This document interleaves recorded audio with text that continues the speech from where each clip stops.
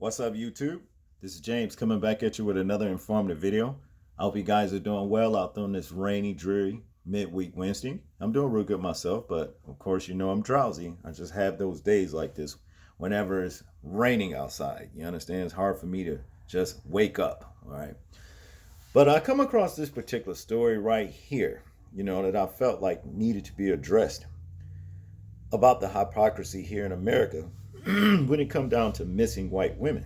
You know, uh, we have scores upon top of scores of black women and black men too, that come up missing, but they never seem to get the kind of treatment that white women get.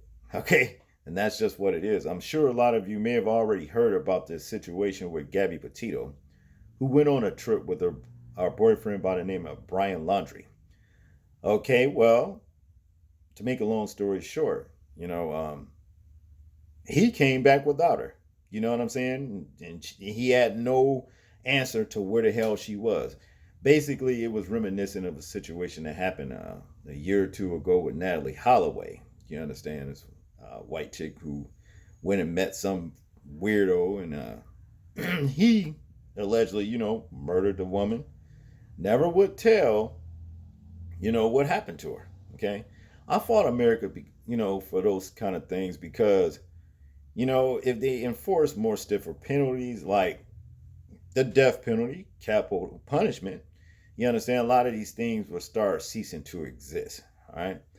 Now, to get into this particular story, missing white woman syndrome, Gabby Petito coverage prompts media criticism for ignoring cases involving people of color. They do. Now, when you go over here, for example, over 50 black girls missing from New York.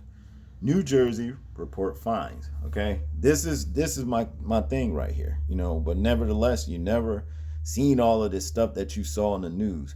In the past week. When it came down to looking for this Gabby Petito. Okay, those currently missing, just to name a few people, include 17-year-old Ashanti Moody, who is missing from New York and last seen April 7th. 16-year-old Shanita Brown, who is missing from the Bronx and was last seen February 17th. And 17-year-old Destiny Lockett, who is missing from Teterboro, New Jersey, and last seen in January 2020. Okay? Look how long ago that's been. Then you got two other, young ladies, two other girls who were reported missing earlier this year were 19-year-old Buffalo State College student Sanaa Dennis and 15-year-old Sanaa Emotep. Last week, Erie County District Attorney John Flynn reported, that Dennis presumed dead by suicide following investigation through a search will continue. You see what I mean? Well, though a search will continue. But Dennis' parents have shared their skepticism about the investigation. Okay, see, that's what I'm saying, the unfairness, the unfairness and shit. But whenever one of these, come up missing, well, what do?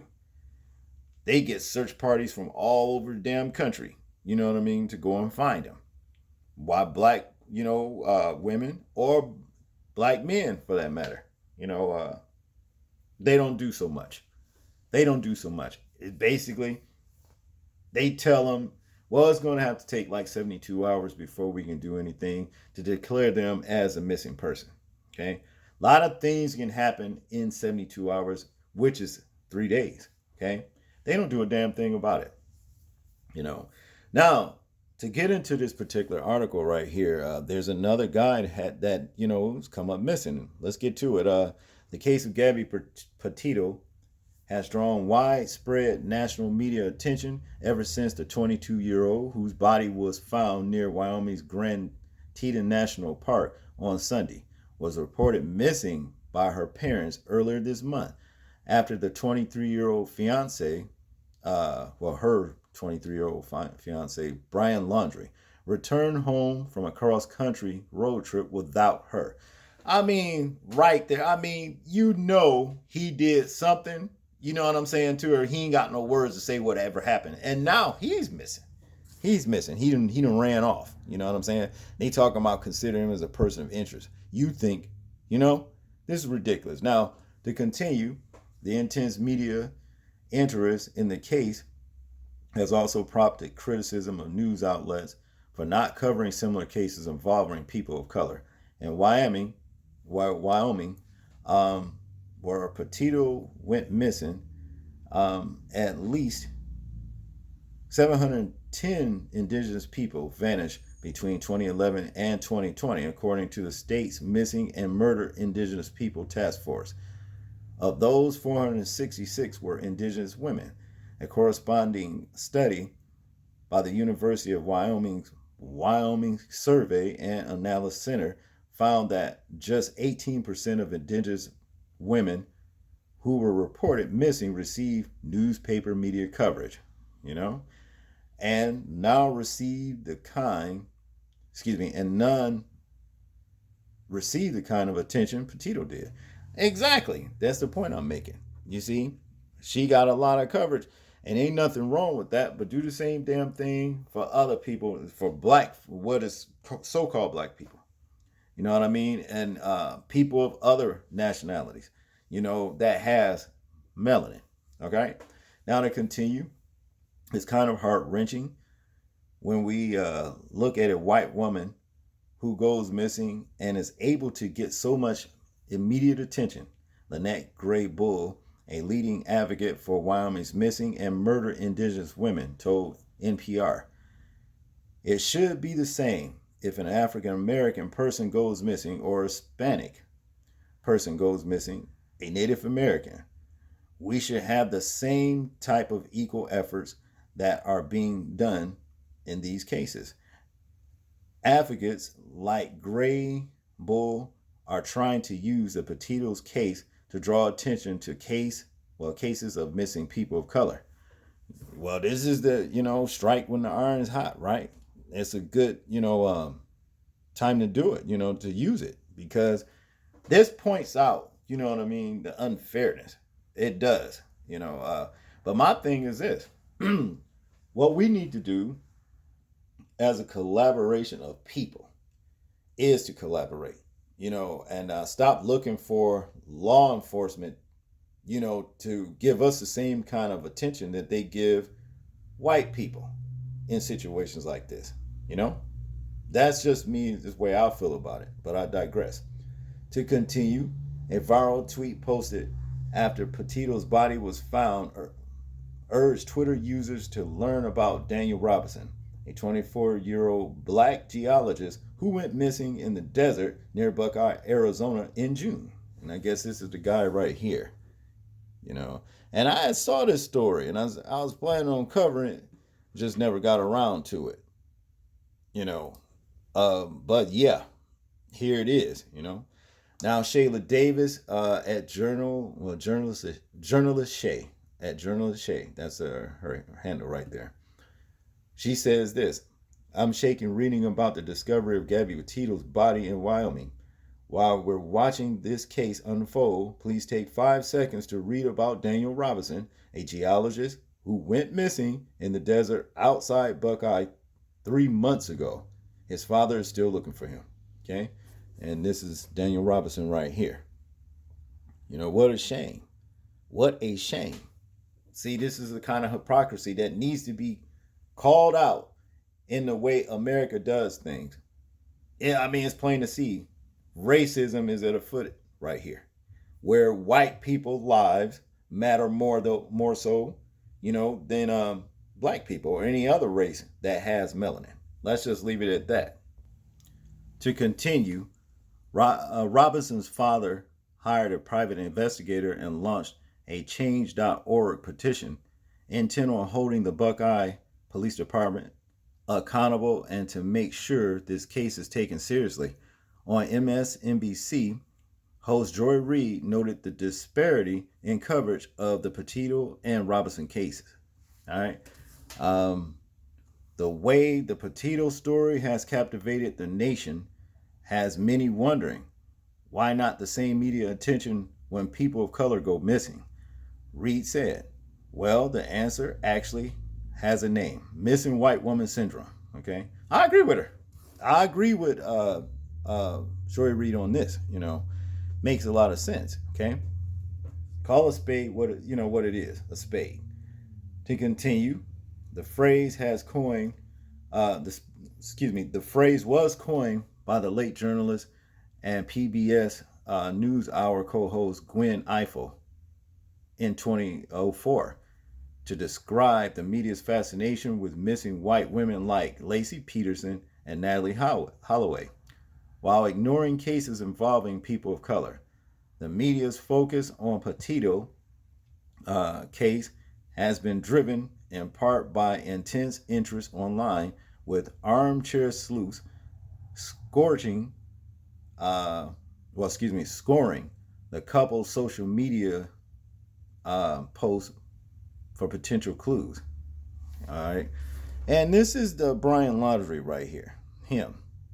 Now when somebody. I mean, these cases just keep happening right here. Whenever it seemed like every now and again, every year or so, some white man takes his white girlfriend on a trip. He comes back without her. Then he come back acting like he don't know what the hell happened to her. Come on. Shit, please. No. You could have at least said Bigfoot got her or some shit, or something, instead of coming back said like you don't know what the hell happened. And you know what happened. Now you missing, okay?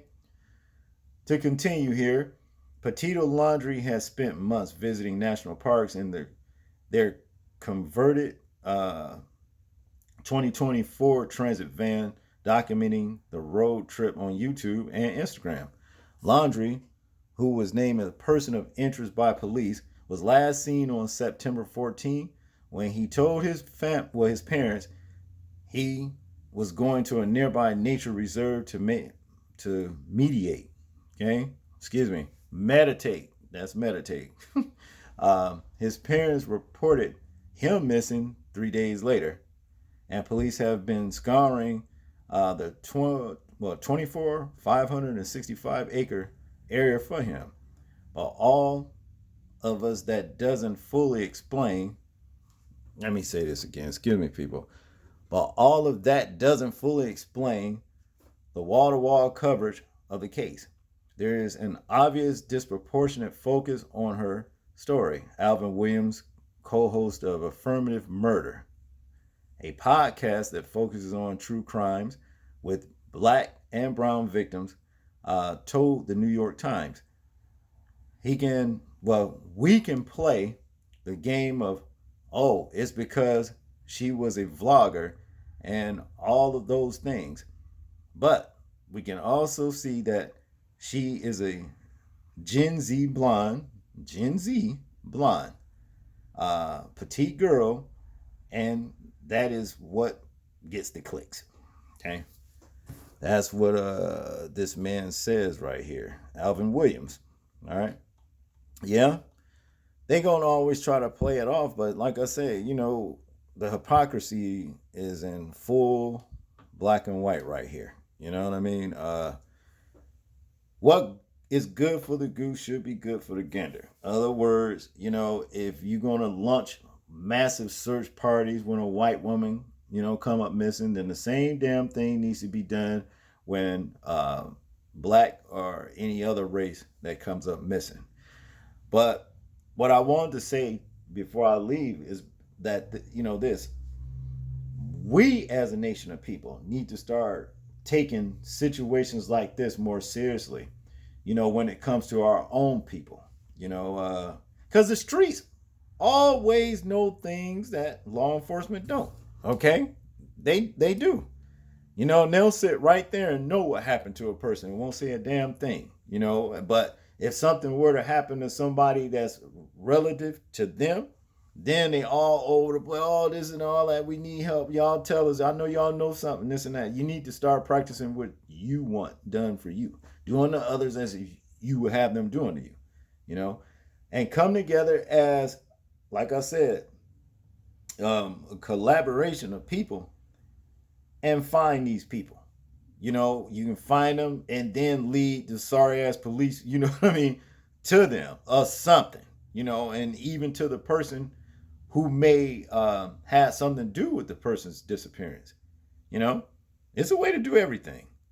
But y'all tell me what y'all think about this particular story. I'm interested in hearing your thoughts, views, and opinions on it. Like, comment, share, and subscribe. People, please remember to live your life as though we are being watched, simply because we are. This is James, and I'm out. Peace.